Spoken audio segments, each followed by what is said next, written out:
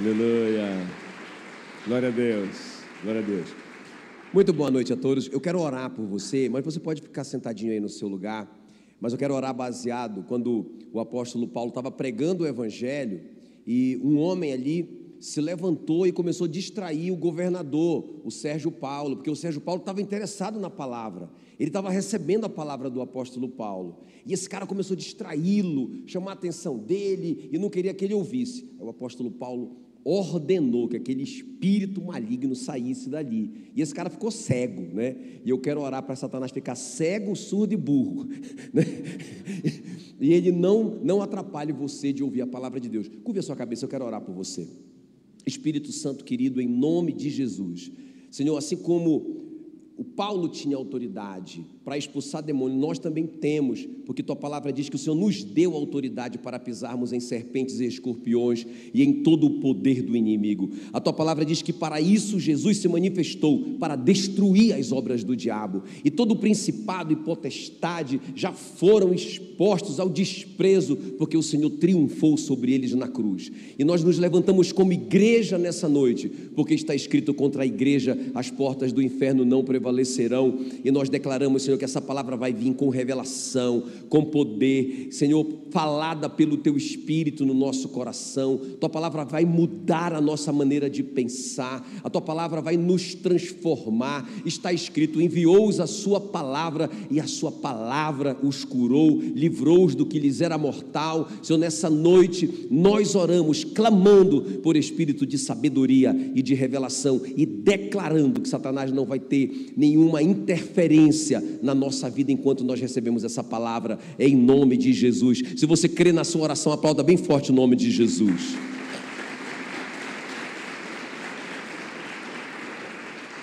Muito bem. Então, queridos, eu estou chamando essa palavra assim: Gideão, princípios para a vitória. Então preste bem atenção aqui nessa introdução, é importante para você receber esses princípios.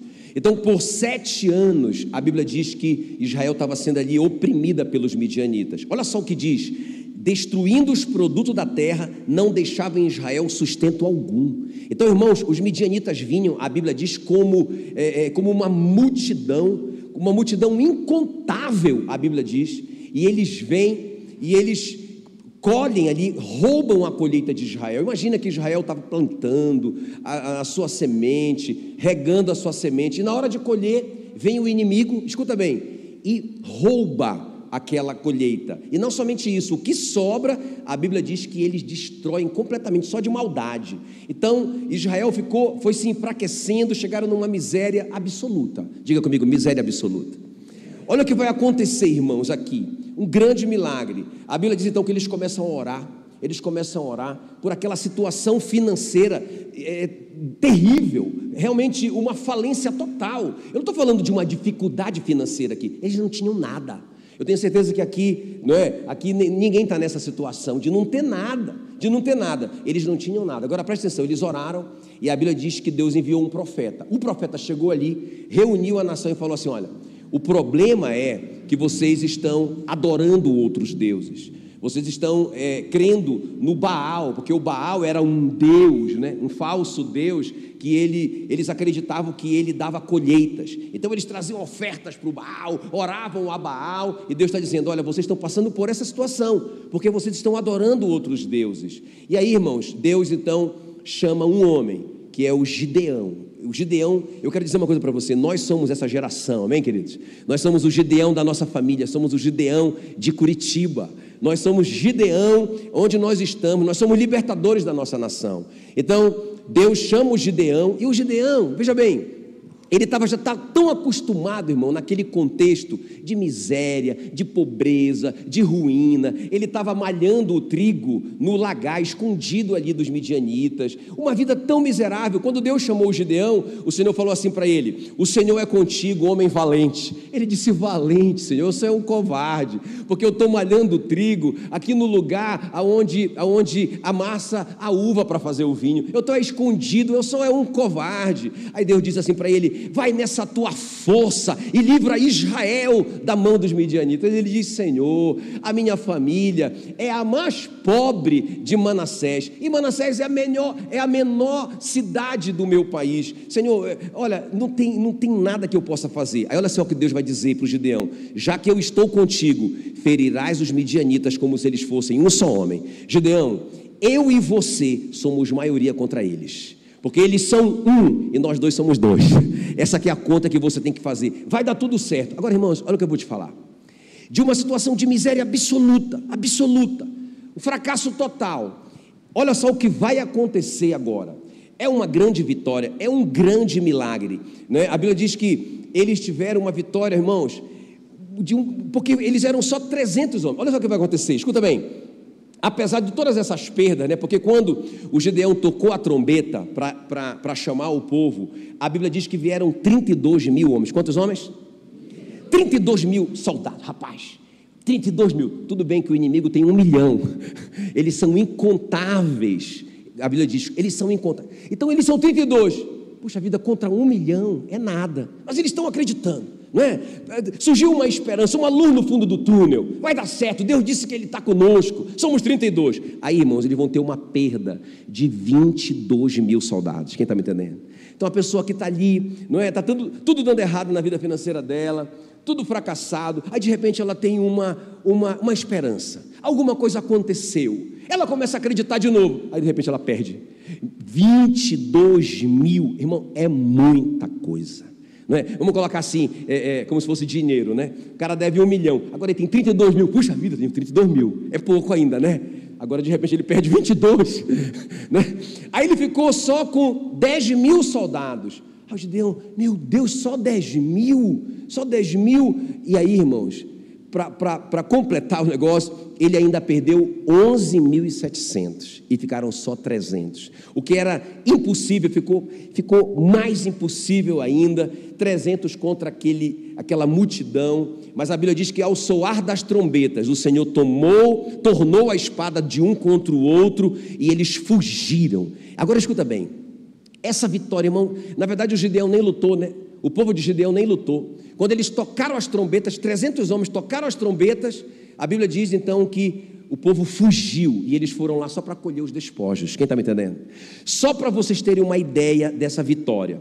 Quando eles voltaram vitoriosos, comemorando, né, que eles colheram os despojos ali, a Bíblia diz que eles queriam fazer o Gideão rei. O Gideão disse: não, eu não quero ser rei de vocês.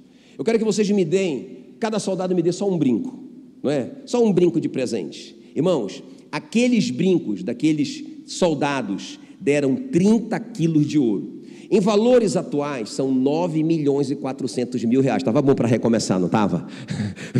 Não é? Então, quer dizer, de uma miséria absoluta. Só o Gideão levou 9.400.000. Olha só. Agora, fora todo Israel, foi uma mudança radical. Agora, presta atenção. Eu te falei essa introdução para te mostrar, irmãos, que o Gideão praticou 3 princípios, pelo menos. Na verdade, ele praticou vários, e eu quero falar isso durante vários domingos. Hoje eu vou falar sobre 3 princípios que o Gideão praticou. Porque Deus é um Deus de princípio, né? O que é um princípio? É uma lei, não é? No mundo natural, se eu quebro uma lei, eu sofro consequências, sim ou não? Lei da gravidade. Eu estou lá no 10º andar.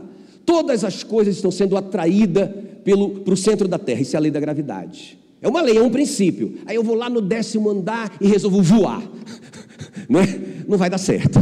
Não é? Porque a lei da gravidade vai me puxar. Ah, mas eu não sabia. Não interessa. Vai te puxar para baixo. Então, existem princípios, irmãos, da vitória. Quem está me entendendo? Existem princípios para a gente vencer em todas as áreas. Eu creio que essa história fala muito sobre a vida financeira, não é? Porque eles estão numa miséria absoluta, não tem nada, irmão. O inimigo leva tudo deles, não sobra nada. É o destruidor mesmo, é a obra do destruidor que veio para roubar, matar e destruir. Os midianitas não apenas roubam Israel, mas destrói o que sobra. Então Satanás não quer só te colocar em dificuldade, ele quer te destruir, ele quer te humilhar, ele quer humilhar o crente, para que as pessoas digam assim: olha esse crente aí, todo endividado, todo quebrado, dando mau testemunho. Eu não quero ser crente. Quem está me entendendo? Mas, irmãos, vamos ver então na prática os 3 princípios aqui hoje que o Gideão praticou, ok? Quem está pronto? Não é? Quem quer? Eu sei que não tem nenhuma pessoa nessa situação, não é? Mas quem quer realmente ter vitória na sua vida financeira, principalmente? Quem quer? Só os que querem. Deixa eu ver, só os que querem. Quem não quer, não levanta a mão. Deixa eu ver. Só os... legal. Amém. Então vamos ver. A primeira coisa aqui, irmãos, que o Gideão fez. Ele fez as pazes com Deus. Diga comigo bem forte: está em paz com Deus. Como assim fazer as pazes com Deus? Olha só o que o Gideão fez. Juízes 6:24. Então Gideão edificou ali um altar ao Senhor e lhe chamou: o Senhor é paz. Essa palavra aqui, Senhor, aqui nesse texto, é Shalom. Shalom, não é? Senhor da paz. Então aqui Senhor é Senhor da paz. Jeová Shalom. Diga Jeová Shalom. É a primeira vez que aparece na Bíblia esse nome, Jeová Shalom. É a primeira menção.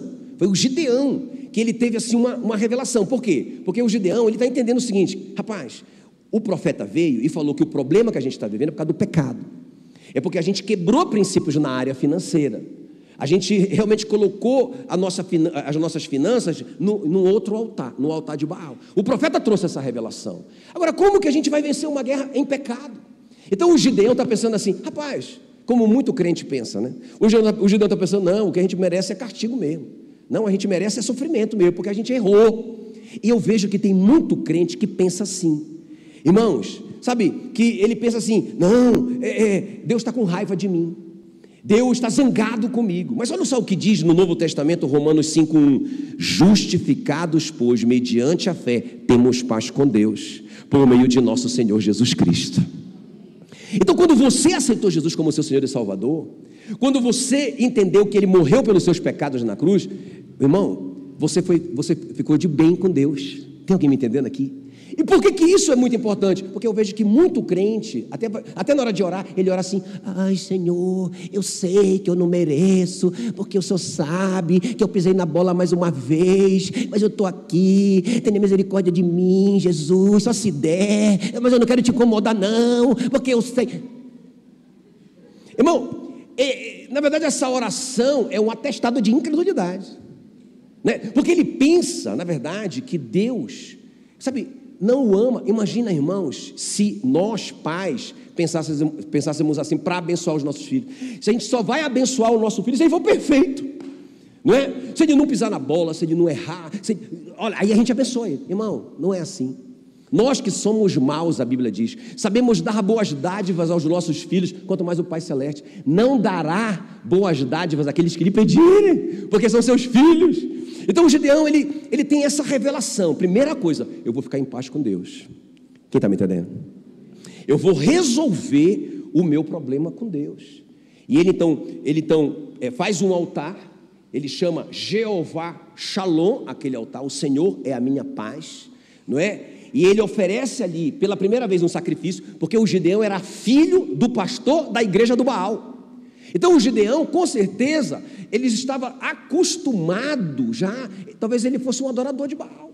O pai dele era um adorador de Baal, o pai dele era o chefão ali, não é? Do templo do Baal. Então agora o Gideão, ele está entendendo, ele faz então aquele altar para o Senhor, oferece ali um sacrifício, o Senhor vem e toca no sacrifício, queima o sacrifício, aí ele entendeu, ele recebeu o meu sacrifício, então ele está de bem comigo, diga glória a Deus. Irmão, eu quero te dizer uma coisa, para começo de conversa, para mudar a sua vida, você tem que ter essa revelação: Deus não está zangado comigo. Deus não está zangado comigo, porque eu fui justificado mediante a fé. Eu tenho paz com Deus por meio de nosso Senhor Jesus Cristo. O que é justificado? O juiz te considerou no tribunal do céu justo. Meu Deus! Meu Deus! A Bíblia diz, muito pode pela sua eficácia a súplica do justo. Aí o crente diz assim, mas não sou eu, porque eu sei que eu pisei na bola, não é? Há 20 anos atrás eu cometi um grave pecado, na verdade há 20 horas atrás eu cometi outro, então isso aí não serve para mim, então a minha oração não é eficaz. Irmãos, você foi justificado pelo juiz. O juiz declarou que você ganhou a causa, você é justo. não tem mais dívida para com ele, porque Jesus pagou a sua dívida na cruz, não é? A Bíblia diz que ele levou toda a sua dívida, não é? Ele riscou o escrito de dívida que era contra você e cravou-o na cruz. Diga glória a Deus. Ele se fez pecado no seu lugar, para que você fosse feito a justiça de Deus. É por isso que ele diz para nós entrarmos na presença de Deus com intrepidez, levantarmos a cabeça com intrepidez, entrarmos na presença do nosso Pai pelo novo e vivo caminho do véu rasgado, o corpo de Jesus, o sangue derramado. Nós temos livre acesso a Ele, nós estamos em paz com Deus, aleluia. E se o diabo vier te acusar e falar assim para você: olha quem você está, quem que você está orando, como que você pode estar orando, pedindo a Deus, você, seu pecador? Aí você fala assim para ele: olha aqui, Satanás, vai falar com o meu advogado, porque lá em 1 João está escrito, não é? Que nós temos um advogado diante do Pai. Ele é a propiciação pelos nossos pecados, não somente pelos nossos pecados, mas pelos pecados do mundo inteiro. E Ele não apenas me perdoa dos meus pecados, mas me purifica de toda injustiça, aleluia. Eu sou a justiça de Deus. Sai daqui, Satanás, agora, em nome de Jesus. Quem está me entendendo? Então, irmão, para começo de conversa, nós temos que ter essa revelação de que nós estamos em paz com Deus. Nossa oração é poderosa, sim. Nós temos livre acesso a Ele, sim. Nós somos a justiça de Deus, sim. Ele se fez pecado para que nós fôssemos feitos a justiça. Não é por causa da nossa justiça que nós somos justos, é por causa da justiça dele. Não é por causa do pecado dele que ele foi feito pecado, é por causa do meu pecado. Percebe que houve uma troca? Houve uma troca. Então, irmãos, nós temos que ser livres disso, libertos dessa acusação do diabo. Olha, isso me libertou, porque, irmão, pensa, a vida que eu vivi, não é? De pecado, envolvido com drogas, desde a minha juventude. Irmãos, eu vivi no submundo, foi terrível. Então, por muitos anos, Satanás me acusava, me lembrava tudo aquilo que eu fiz. Era horrível. Aí eu dizia: sim, Senhor, seu diabo, eu não vou ficar aqui quietinho, eu não vou lhe incomodar. Porque, irmão, no fundo, eu acreditava mais nas acusações dele no que Deus fez por mim. Então agora eu entendi: eu sou livre, eu sou justificado, eu sou justo, sim, aleluia.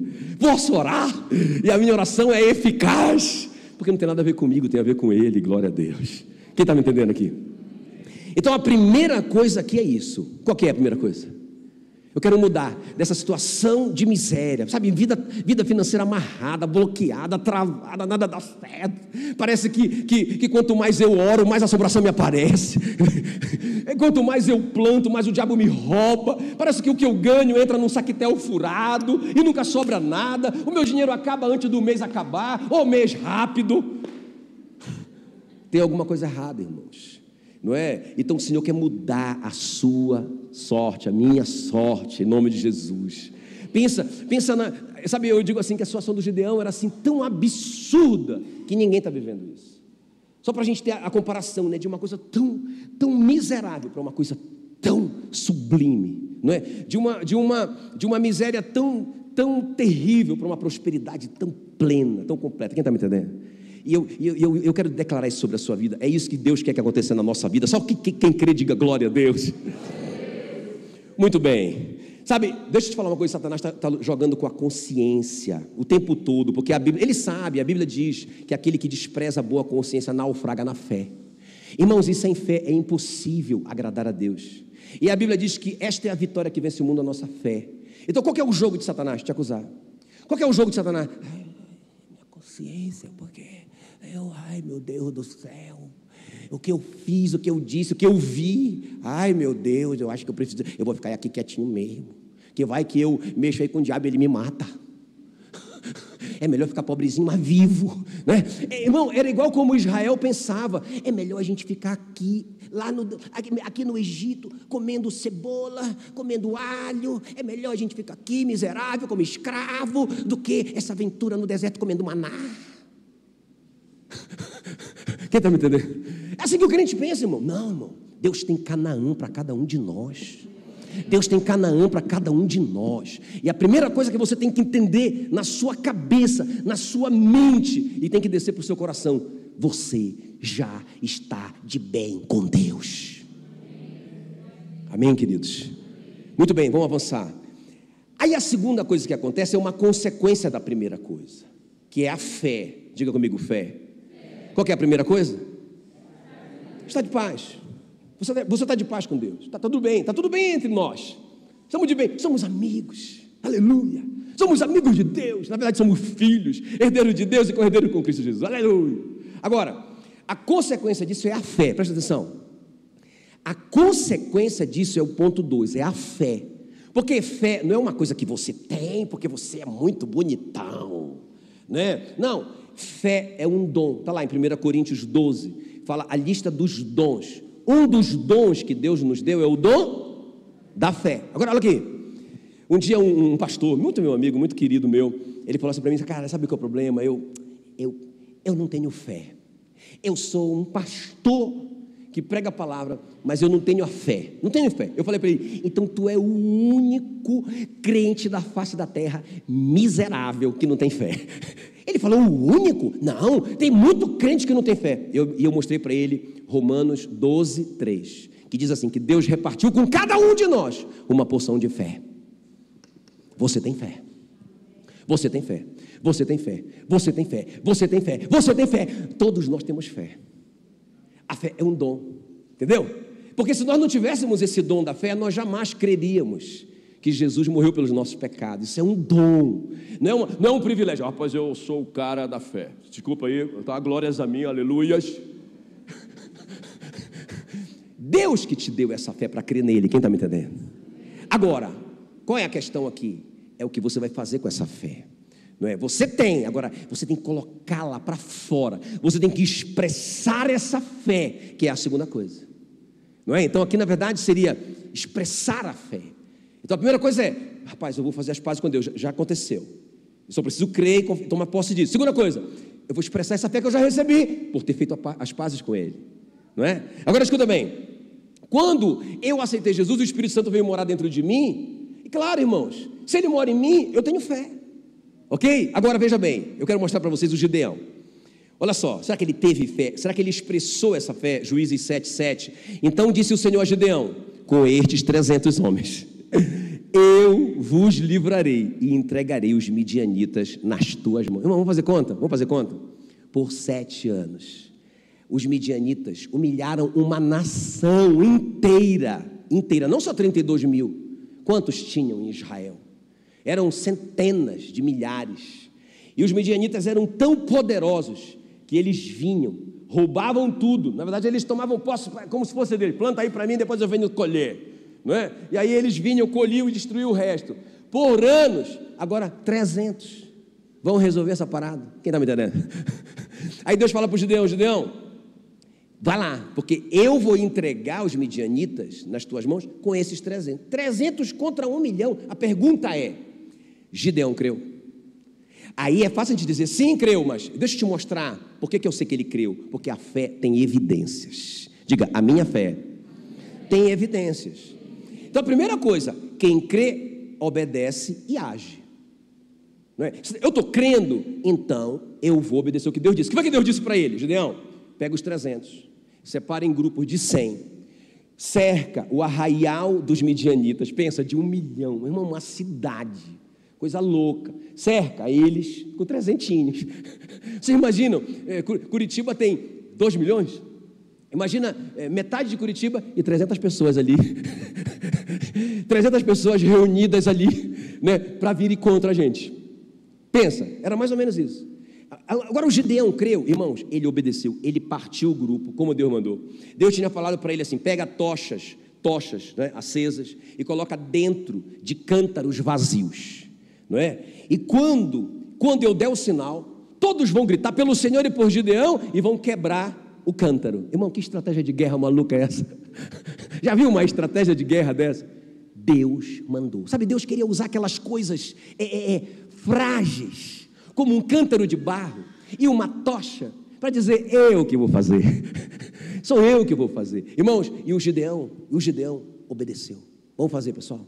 Eu fico imaginando ele se olhando, cara, será que esse negócio vai dar certo? Não é? Então, eu creio que o Gideão, por que eu sei que o Gideão creu? Porque, pensa bem comigo, vamos pensar gente aqui, nós somos 300 contra 1 milhão, a última coisa era dar um grito bem forte, para eles ouvirem, pelo Senhor e por Gideão. Irmãos, se o Gideão tivesse duvidando do milagre, vocês acham que eles dariam esse grito?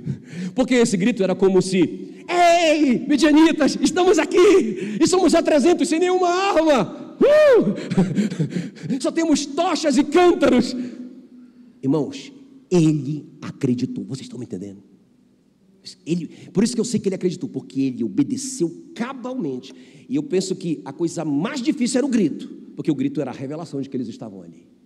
Então, sabe, a fé é isso, a fé é a certeza de coisas que se esperam, é a firme convicção de fatos que não se veem. Eu sei porque sei que vai dar certo, mas nós não temos, é igual, sabe, a Maria que fala para o anjo: Senhor, mas como que vai acontecer? Como que eu vou engravidar se eu não tenho relação com homem algum?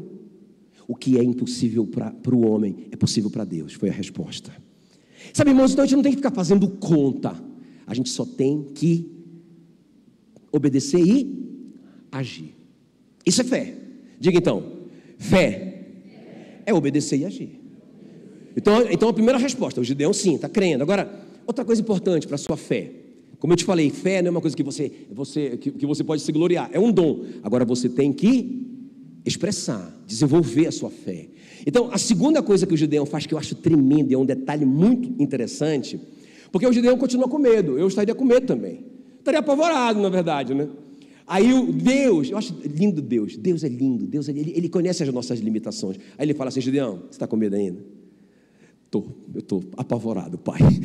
Na verdade eu estou apavorado. Então faz o seguinte, meu filho, eu quero que você pegue o seu servo Puá, e você vá lá no arraial dos midianitas à noite, sem que eles te vejam, porque eu quero que você saiba o que eles pensam de você, e só você que não viu ainda, o que eu estou falando, que eu penso de você, e eu quero te mostrar o que as pessoas veem em você, só que você não vê, porque a sua autoestima está muito baixa, doente.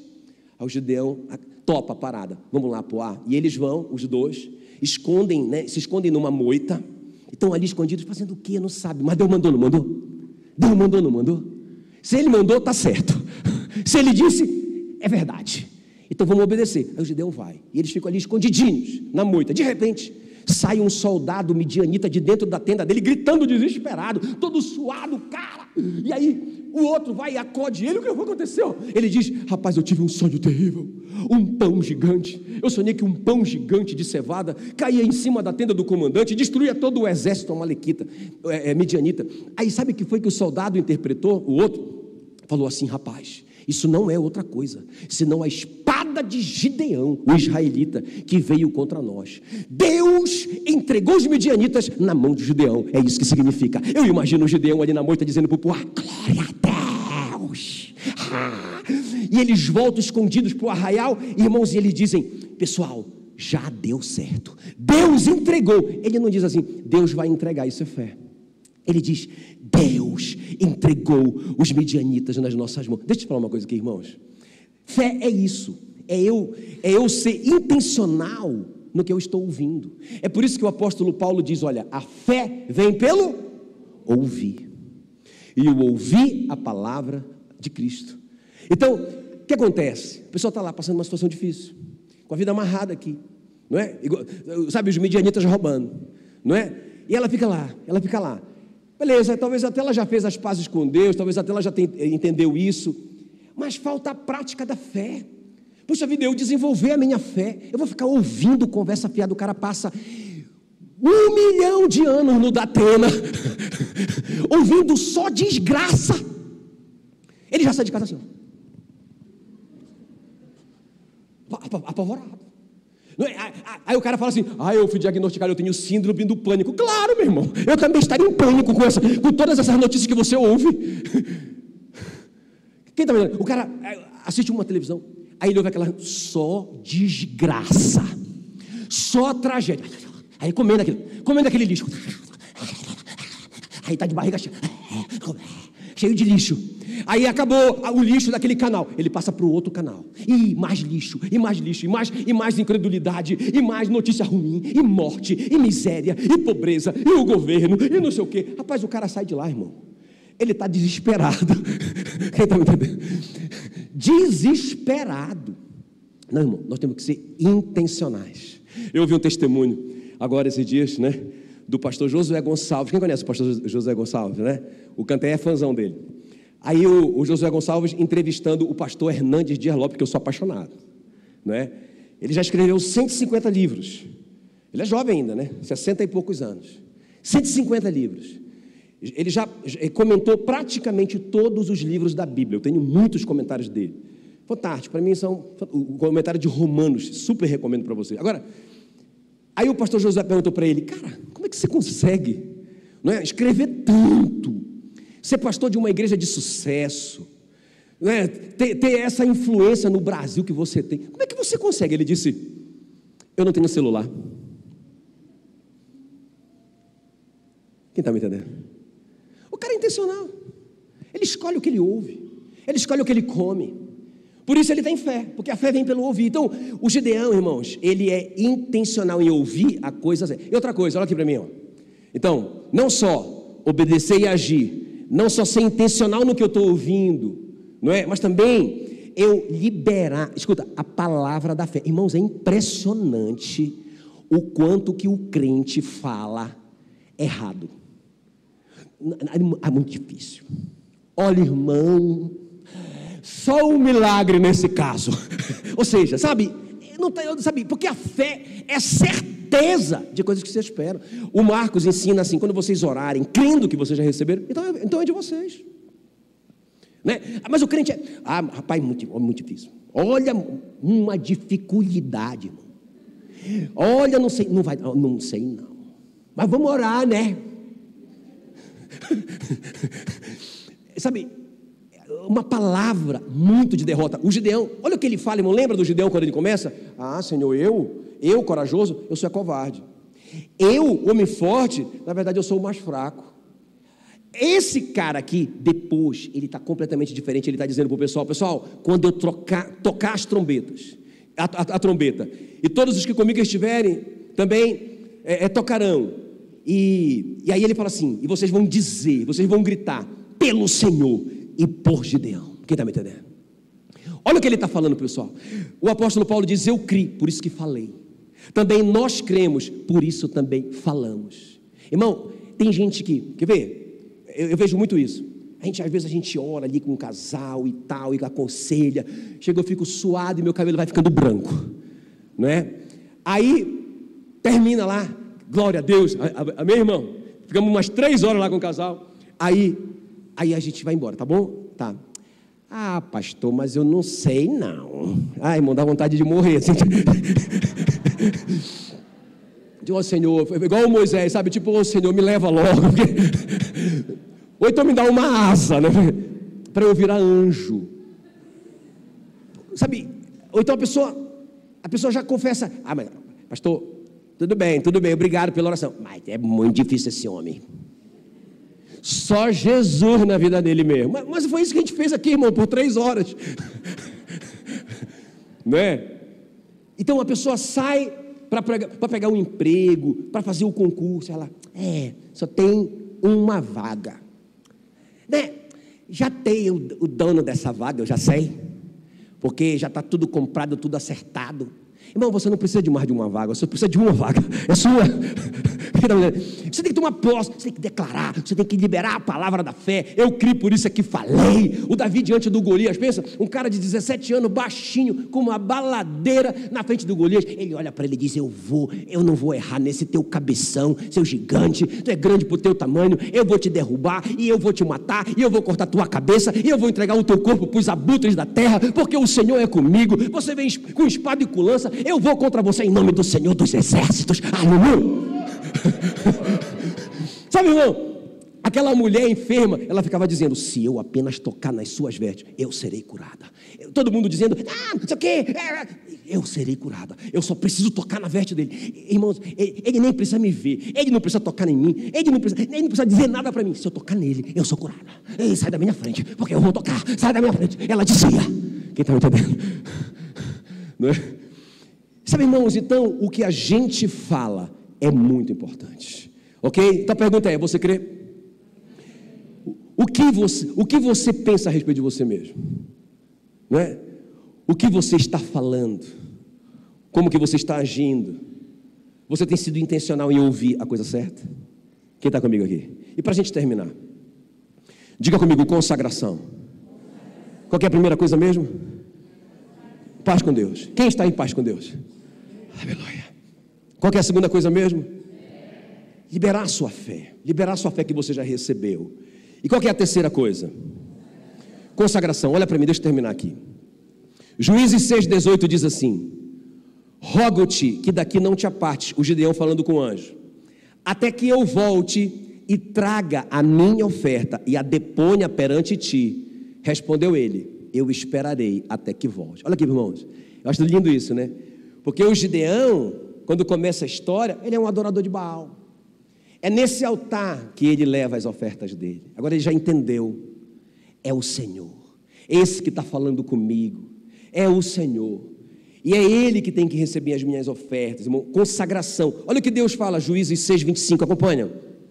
Disse o Senhor para o Gideão: derruba o altar de Baal, onde eles estavam ofertando, edifica ao Senhor teu Deus um altar, oferecerás um boi em holocausto com a lenha do porte ídolo que vieres a cortar. Então Deus fala assim para ele: olha, destrói o altar do teu pai lá, o altar do Baal, não é? E com a lenha da destruição do altar, você vai oferecer um holocausto para mim, um boi para mim. Você vai consagrar a sua vida financeira. Tem alguém me entendendo? Irmão, eu faço as pazes com Deus, já fiz. É só eu tomar posse. A consequência disso é, a minha fé vai começar a se manifestar. Eu tenho que ser proativo também, né? Então tem que obedecer, tem que agir. Eu tenho que ir lá ouvir a coisa certa. Eu tenho que falar a palavra da fé. Agora, eu tenho que consagrar o meu dinheiro no lugar certo. Por que acontece, irmãos? Deixa eu te falar uma coisa aqui, ó. Não, pastor, eu não sou adorador de Baal, não é? Tudo bem, eu não sou dizimista, mas eu não levo o meu dinheiro para o Baal. Irmão, deixa eu te falar uma coisa. Se a gente pega o nosso dinheiro, a prioridade, qual é a prioridade? Essa coisa do altar significa prioridade. Quem está comigo aqui, ó? Então, tipo assim, ó, eu recebo meu salário.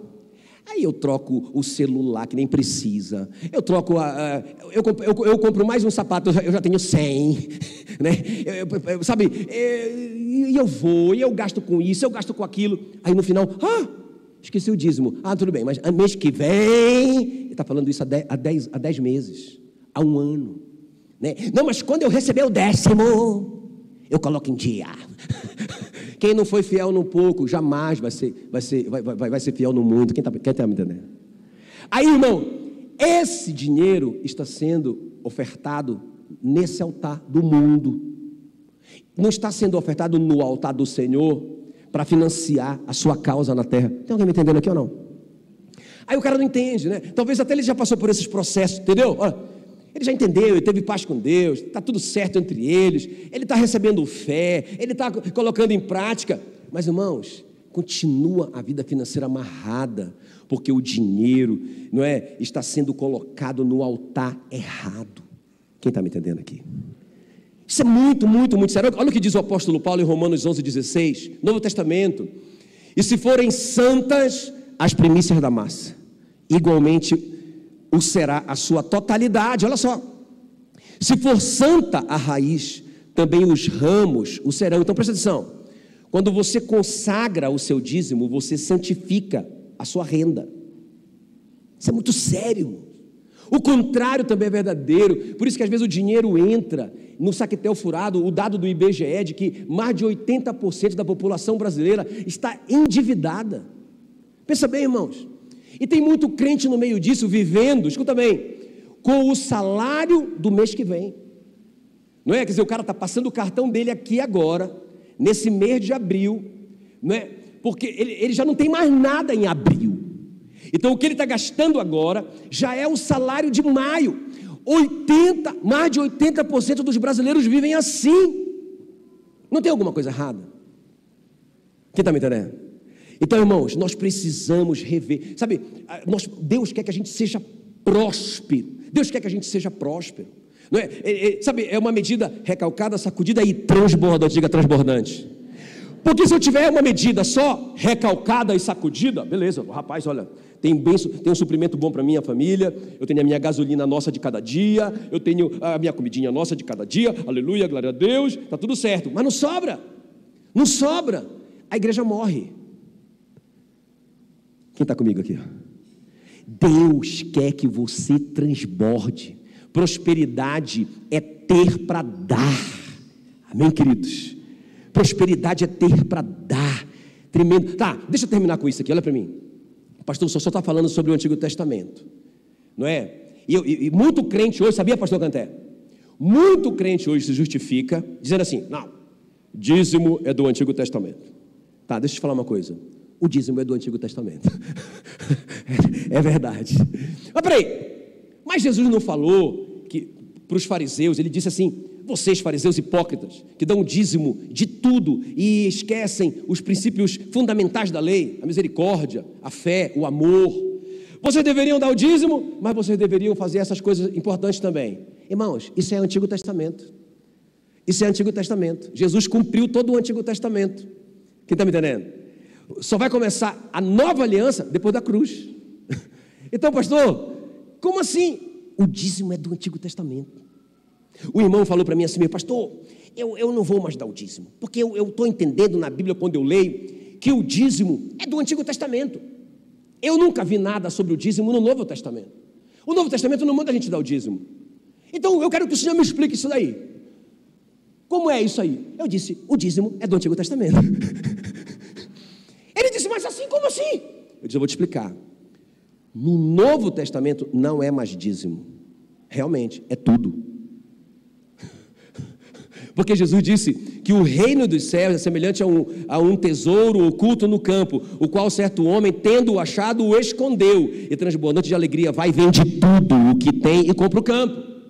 Quando ele encontrou o jovem rico, ele disse para o jovem rico: olha, só te falta uma coisa, vai, vende 10% de todos os teus bens. Foi isso que ele disse? O que é que ele disse? Vai, vende tudo o que tu tens, dá aos pobres e terás um tesouro no céu. Você vê lá em Atos 4, a Bíblia diz que a igreja primitiva vendia as suas propriedades e bens e trazia tudo aos pés dos apóstolos. Aí o irmão falou assim: acho que é melhor o dízimo, né, pastor? Eu acho também. Porque na verdade, irmãos, nós éramos escravos do diabo. Ele nos comprou totalmente. Ele não comprou uma ação nossa, sabe assim? Então eu vou comprar 10% do Jackson. Então agora todos os bens, todas as coisas que passar pela mão do Jackson, ele é obrigado a me dar 10%, porque eu livrei a barra dele aí. Irmão, ele me comprou completamente. Eu sou completamente dele, com tudo que eu tenho, com tudo que eu sou. Então é tudo para ele, aleluia. Pastor, e de onde que sai essa história de dízimo? É um referencial que a gente tem. Vamos colocar um referencial medíocre. Porque se o fariseu hipócrita era capaz de dar 10%, será que nós da nova aliança não daremos muito mais? Quem está me entendendo? Né? E aí eu quero terminar com a história do Henry Crowell. Escuta bem, essa história é muito linda. É uma história real. Esse cara, ele teve tuberculose, 1800 e pouco. E era incurável. E milagrosamente ele foi curado da tuberculose. Né? Não tinha remédio ainda, não tinha penicilina ainda. Mas ele ficou com uma sequela terrível, porque ele ficou mudo. Ele não conseguia falar nada. E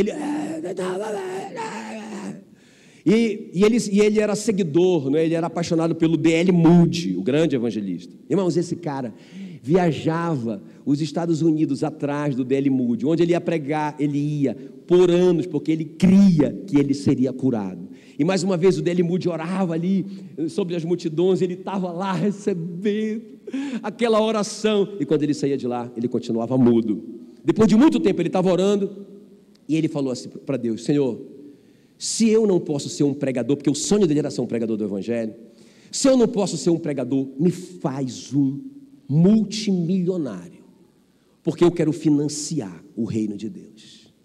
Esse cara pensa, é um Zé Ninguém na história, irmão. Um cara pobre, um cara que não tem nada. E logo depois dessa oração, ele achou um moinho de trigo abandonado, não falido, abandonado. uma coisa jogada fora, jogada às traças, tudo enferrujado, não prestava para nada. Ele deu um jeito e ele conseguiu arrendar aquele moinho, a princípio. Ele arrendou aquele moinho. Irmãos, depois de alguns anos, aquele moinho se transformou na aveia Quaker. Na minha época, só tinha aveia Quaker. A aveia Quaker reinava soberana no mundo inteiro. Quem está me entendendo? Não é? Então, o cara ficou milionário. Aí ele estabeleceu assim, ele dava 10% como um dízimo. Como eu te falei, é tudo, irmão. História de dízimo, Antigo Testamento. É mesmo. Quem falar para você, o dízimo é do Antigo Testamento, você, é mesmo. Agora é tudimo. Agora é tudo. Aí ele começou a entender, só 10%, está sobrando muito para mim, eu não preciso de tudo isso. É muito dinheiro. Ele começou a dar 20%. Só que quando ele começou a dar mais, olha, eu estou todo arrepiado, não é? Ele começou a dar mais, aconteceu igual nos dias do Ezequias, né? Que o pessoal trazia as ofertas. Quando o Ezequias foi lá com os sacerdotes, tomou um susto. Dava para construir 3 templos. Ele disse, que é isso? Ele disse, quanto mais o povo traz, mais o povo prospera. Aí o povo prospera, eles trazem mais, e virou isso aí. Para de trazer, para, não tem mais onde guardar. O Crowell estava assim, dando 20% de toda a receita da aveia Quaker. Irmãos, ele começou a entrar em crise, é muito dinheiro, está sobrando demais, é muita coisa. Ele começou a dar 30%, 40%, começou a dar 50% de tudo que ele ganhava. Esse cara construiu o Instituto Moody, uma das grandes universidades dos Estados Unidos de teologia. Ele foi um dos grandes apoiadores do ministério do Moody. Esse cara, irmãos, ele termina a vida dele doando 70% de tudo que ele ganhava em missões. Sabe, deixa eu te falar uma coisa, Deus está levantando milionários no nosso meio. Sabe, mas nós temos que mudar a nossa mentalidade, porque eu vejo muito assim, hoje em dia, não, ou eu sou espiritual, ou eu sou rico, então eu quero ser espiritual. Irmão, eu não sei que Bíblia que você está lendo, porque a minha fala que o Jó era o homem mais espiritual da face da terra, e também o homem mais rico da face da terra. A minha Bíblia diz que a Esther era uma mulher muito rica, que abençoou o povo de Deus, porque ela era rica, porque ela era uma rainha. Ela pôde influenciar o rei, não é? Porque ela tinha uma posição. O Daniel é um dos homens mais espirituais da Bíblia, também era o primeiro ministro do Império Babilônico. Esse cara era milionário. Irmãos, Deus quer te fazer próspero, Deus quer te fazer uma pessoa rica. A Bíblia diz que ele se fez pobre, para que na sua pobreza você se tornasse rico. Mas nós estamos acreditando na mentira de Satanás, entendeu? Estamos acreditando na mentira de Satanás. Não, só é rico quem rouba, só é rico quem é corrupto. É mentira do diabo, irmão. Eu conheço muita gente extremamente honesta e que é milionário. Eu conheço de conviver com elas, milionários. Mas eles têm uma revelação. Eles têm uma revelação de que eles estão ricos para Deus. Que Deus escolheu eles para serem ricos, para financiar o reino de Deus. Eu conheço pessoas assim, não é, amor? Pessoas assim. Um cara chegou comigo e falou assim para mim, quando eu cheguei em Palmas, eu já estava lá, acho que 1 ano. Ele falou assim para mim, pastor, tem alguma coisa que eu poderia fazer para o senhor ficar mais feliz aqui? Eu disse, oh Deus, multiplica esses homens na minha vida. Eu falei, rapaz, eu queria sair desse prédio alugado. Eu queria sair desse predinho pequeno, apertado, que cabe 90 cadeiras. Ele disse, então vamos sair. Quanto que nós temos na conta da igreja? Eu falei, 20 mil. Ele disse, sério. Ele disse, eu vou começar a construção do templo. Pode desenhar o templo que você quiser. Nós tínhamos um terreno de 2.000 metros quadrados. Pode desenhar o prédio que vocês quiserem. Eu vou dar todas as estruturas de concreto e cobrir. O resto é com vocês. Claro que eu fui com o arquiteto e disse, ocupa todo o espaço. Mas pastor, nós só temos 90 pessoas, não tem problema, nós vamos crescer. Quando eu apresentei o projeto para ele, eu pensava, será que ele vai topar? Porque é muito grande para o tamanho da igreja que a gente tem. Ele disse, beleza, vamos fazer. Um milionário que entendeu a função dele no reino, né? Aí tem um texto na Bíblia que eu amo demais, que é número 7, né? Que fala o seguinte, que Deus chamou os príncipes de Israel, 12, e cada um deles tinha que dar bois e carroças para carregar o tabernáculo no deserto, ok? Quem está comigo? Aí, os príncipes só doariam esse material, animais, bois, caros, bois, muitos bois, e também carros, né? Carros da época, que seriam os caminhões da época. E aí o Moisés disse assim, olha, Então essas ofertas que os príncipes trarão serão divididas entre os filhos de Levi. Quem está comigo? Quem são os filhos de Levi? O Gerson, o Merari e o Coate. Então, os meraritas receberiam 4 bois e 2 carros, não é? Os gersonitas receberiam 2 bois e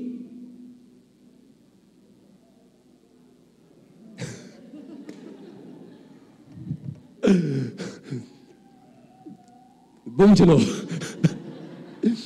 Letra A receberia 8 bois e 4 carros. Letra B receberia 4 bois, 2 carros.